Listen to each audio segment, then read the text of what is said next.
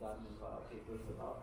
So basically, our paper was so-called sparked by our interest in the government's initiative for the introduction of cashless payment system and also the cashback policy.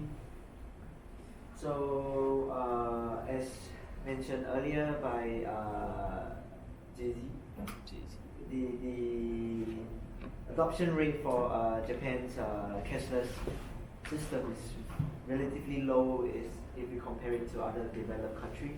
So I think this is the main reason why the government came up with so many different policies which is encourage people to adopt the cashless payment.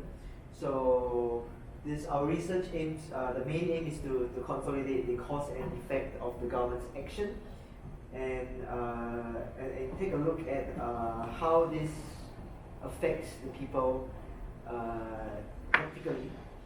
So the main focal point of this paper, which is what we have done in the past few weeks, was to conduct an interview in the shopping street in front of the Hankyu Ibaraki station.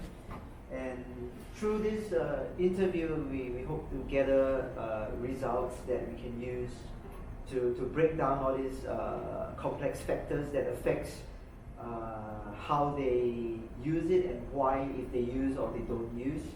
So we apply the literature, what's that? Conceptual.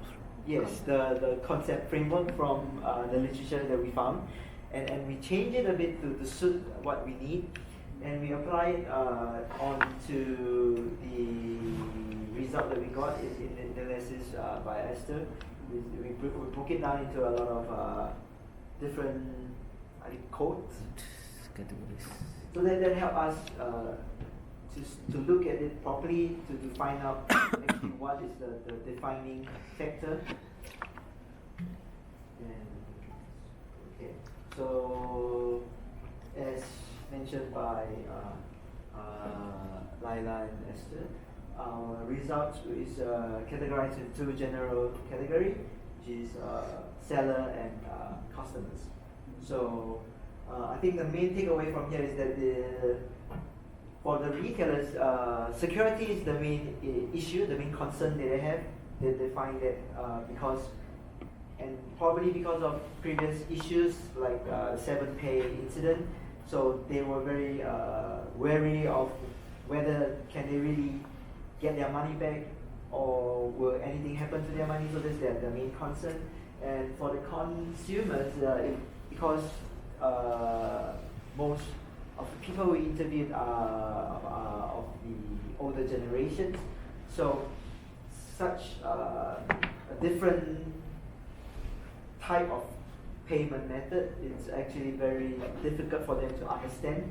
So this, I think we feel is the main concern that prevented a lot of customers from trying to use, because they find that it's too complex compared to the convenience that it actually brings.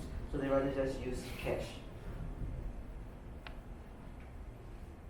So the recommendation that I have for this paper is that because the average age of Japan's population is increasing, so a good way for the government to actually try to implement this is to come up with more campaigns and guidance that targets elderly people, so that they can better understand and try to use it.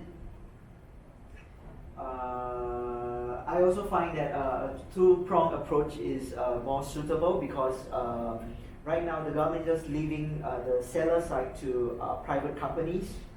So if these private companies are not doing it properly, even if the sellers are willing to adopt the cashless payment on the customer side, if the sellers are not willing to take up this system, there is no way for the customers to use it. They will be discouraged as well. So the government should come up with a way that allows them to focus on both sides of the situation, so that things can go on. And I think that's the main recommendation that I have.